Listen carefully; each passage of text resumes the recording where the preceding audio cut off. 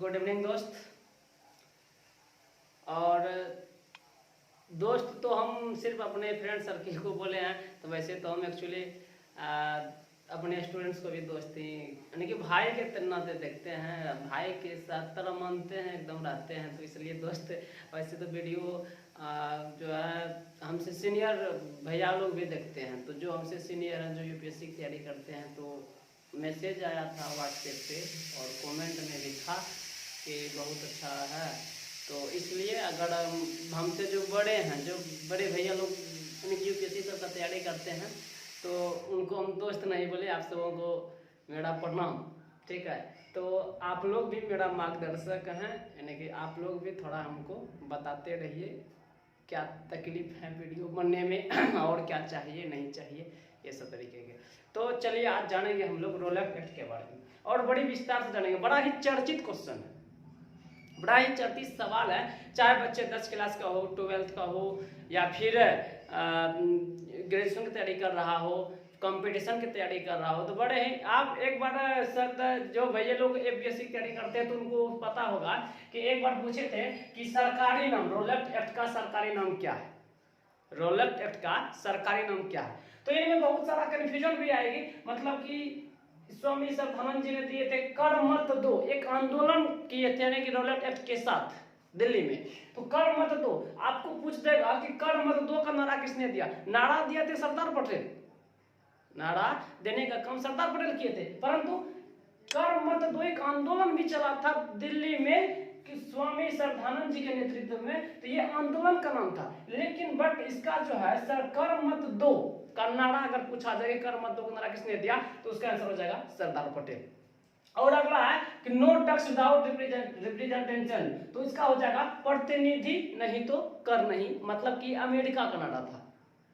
तो नारा समान लगता है, आंदोलन का नाम भी समान है, लेकिन इसका अगर सवाल पूछा जाए, क्वेश्चन पूछा जाए, तो इसका आंसर अलग अलग होते हैं। आइए हम जानते हैं विस्तार से।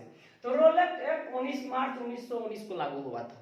रोलेट एक्ट 19 मार्च 1919 को लागू हुआ था। इसका उद्देश्य क्या था? इसका एक ही उद्देश्य था कि क्रांति का दमन। हमारे देश में बहुत सारे क्रांतिकारी थे जो क्रांति करते थे अंग्रेजों के खिलाफ, और उनका इस एक्ट जो लगाया गया ये रोलेट एक्ट, इनका एक ही उद्देश्य था कि क्रांति का दमन, मतलब कि उनको दबाना है। सीधी सी बात आप समझ सकते हैं। अगर एक बेहिचक भाषा में जानिएगा तो रोलेट एक्ट को आप जबरदस्ती का नाम से जान सकते हैं। जबरदस्ती क्यों? क्योंकि और इसको इस कानून को गांधी जी ने काला कानून का नाम दिए थे। कौन सा कानून? काला कानून। क्यों? क्योंकि इसमें बिना दलील, बिना वकील और बिना अपील के ही आपको जेल के अंदर में डाल दिया जाएगा, जेल के यानी कि सलाखे के पीछे डाल दिया जाएगा। इसमें आपको ना ही दलील की जरूरत है, ना ही वकील की जरूरत है, ना ही अपील की जरूरत, कोई इसमें कोई प्रावधान नहीं था। डायरेक्ट आपको शक हो, जैसे कि आप आंदोलन कर रहे हैं, पुलिस का मन हो गया, आपको उठा के ले गया, इसमें कुछ भी तरीके का सुविधाएं नहीं थी। जैसे कभी क्या है, अभी है ना, जैसे कि आपको किसी भी तरीके का जज मिल चुका है, तो आप क्या कीजिएगा, सुप्रीम कोर्ट जाइएगा, हाई कोर्ट जाइएगा, इस तरीके का। लेकिन पहले रोलेट एक्ट में ऐसा नहीं था, बिना दलील, बिना वकील और बिना अपील का आपको जेल के अंदर में डाल दिया जाता था।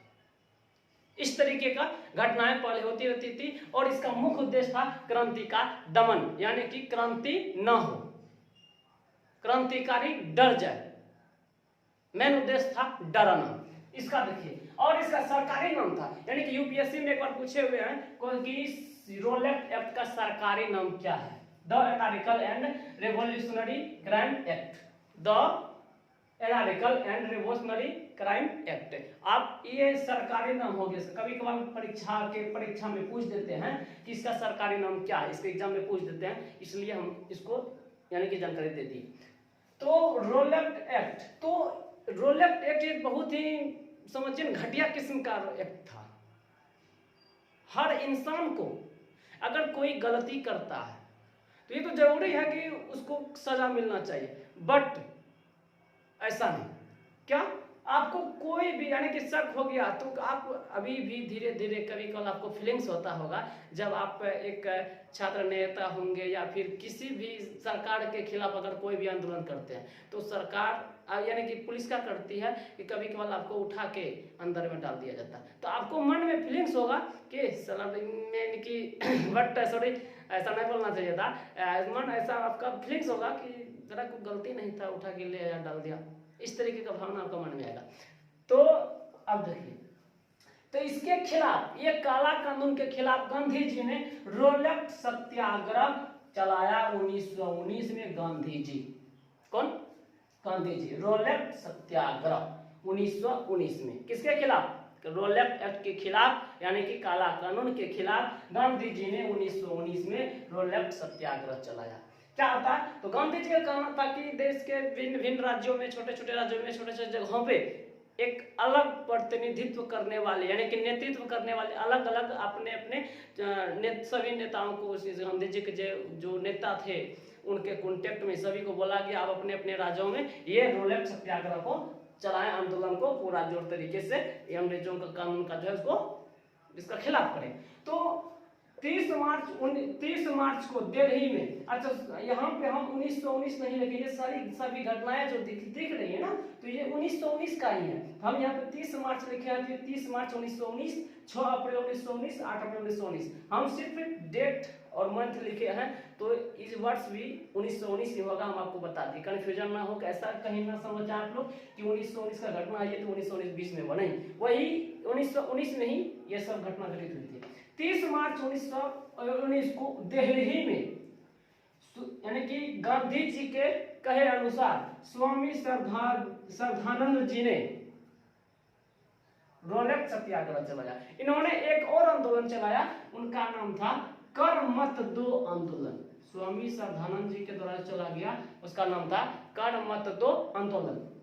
आपको कंफ्यूजन किस बात की होगी कि आपको एग्जाम में कभी कभी पूछा जाएगा कि कर मत दो का नारा किसने दिया था, तो आप वहां पे उसका आंसर होगा सरदार पटेल। ये कर मत दो स्वामी श्रद्धानंद जी जो चलाए थे वो एक आंदोलन था, लेकिन कर मत दो का नारा सरदार पटेल जी ने दिए थे। उसके बाद एक और उसी से रिलेटेड एक और नारा है, नो टैक्स विदाउट रिप्रेजेंटेटिव, यानी कि प्रतिनिधि नहीं तो कर नहीं। ये अमेरिकी नारा है, यानी कि अमेरिका देश का, तो ये अपना भारत देश का नहीं। अब इस तरीके का नारा जो है आपको कंफ्यूजन कर सकती है कि कर मत दो, लेकिन वो कर मत दो आंदोलन जो चलाए थे वो स्वामी श्रद्धानंद ने चलाए थे, परंतु कर मत दो नारा दिए थे सरदार पटेल जी। इस बात को ध्यान रखिएगा। उसके बाद जब 30 मार्च 1919 को दिल्ली में स्वामी श्रद्धानंद जी के द्वारा कर मत दो आंदोलन का भी किया गया, रोलेट एक्ट के साथ किया गया था। उसके बाद क्या होता है कि 6 अप्रैल को देशव्यापी हड़ताल गांधी जी कर देते हैं, यानी